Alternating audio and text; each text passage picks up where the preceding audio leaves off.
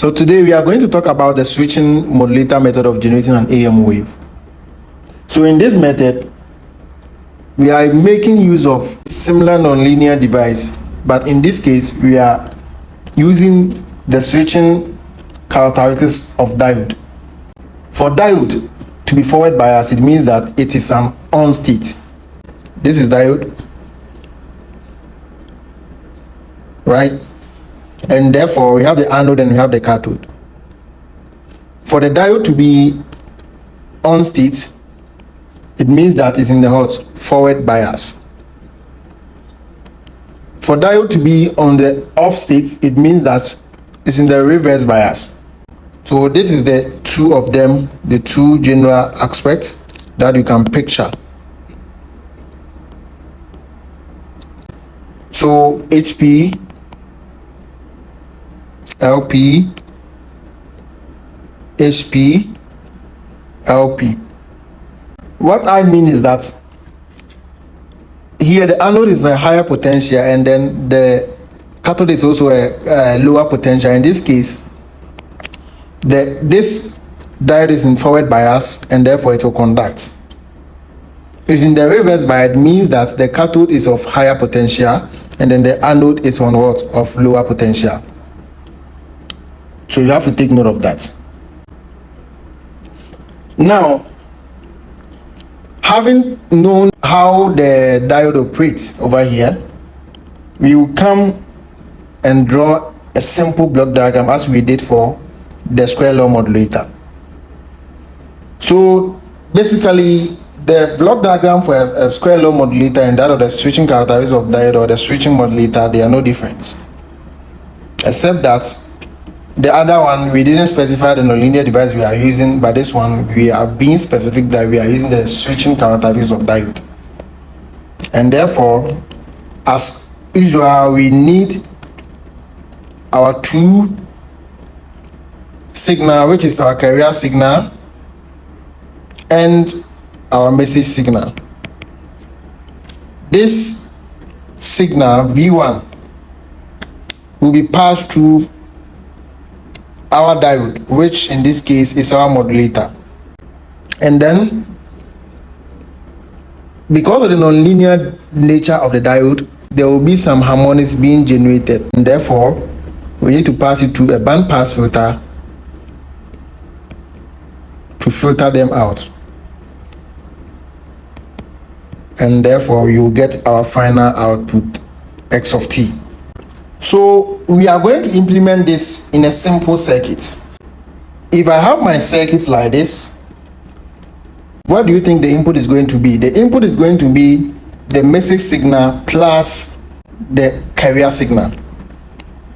So now I can see this is another one.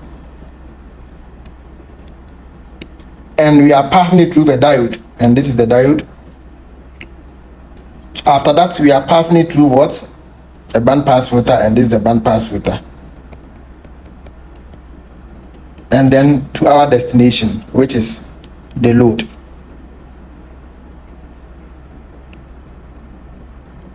So in view of this, it's our carrier signal.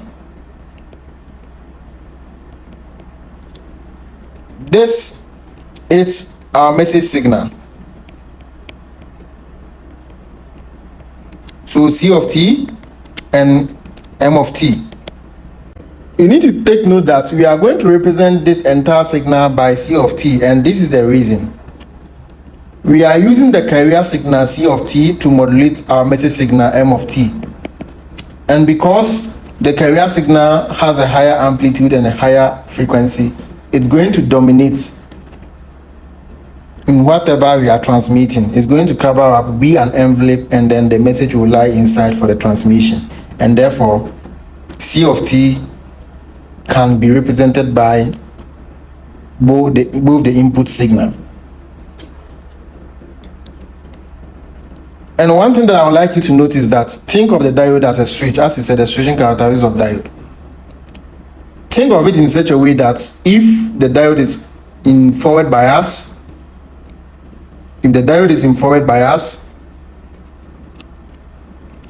the switch is closed.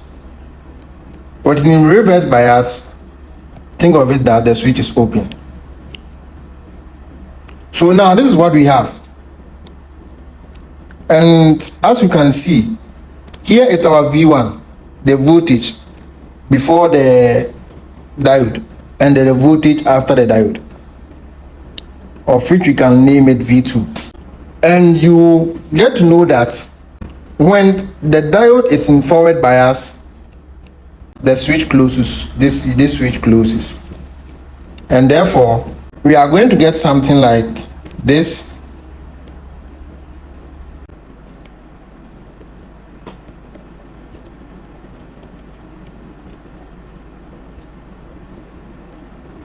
So as we labeled here V1 and V2, you can see that when the diode is in forward bias, our V1, the voltage at V1 is equal to the voltage at V2.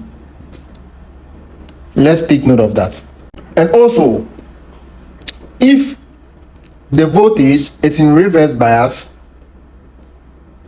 or which is not in the conducting stage, it opened, so we are not going to get V1 to be equal to V2.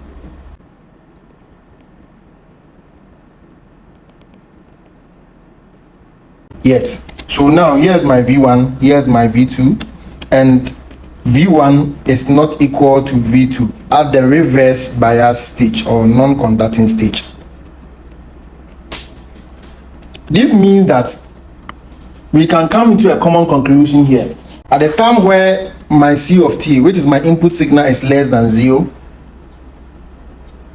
my V2 will be equal to 0 because the diode will be in reverse bias, due to the fact that the input here, since C of t here, it's less than that of 0, this input here, the anode here, will be having a lower potential, and therefore it will be in reverse bias. And as I've drawn over here, the switch will be open, and therefore the V1 will not be equal to V2.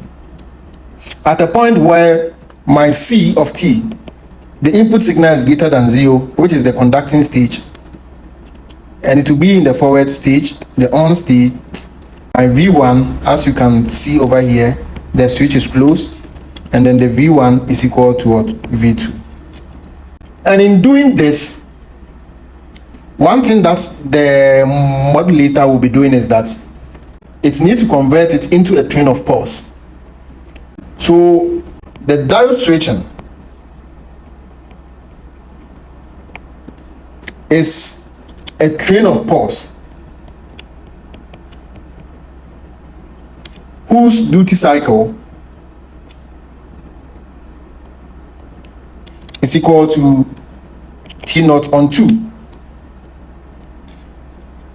And then the train of pulse is in this form, as you can see.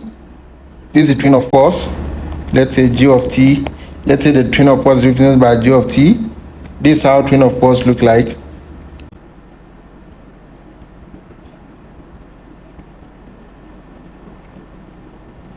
So if we pass the signal to our diode, the diode is going to pick the signal, and the output is going to multiply it by a train of pulse. Since you now understand the switching type method of generating an AM wave, we are going to do the mathematical analysis on this.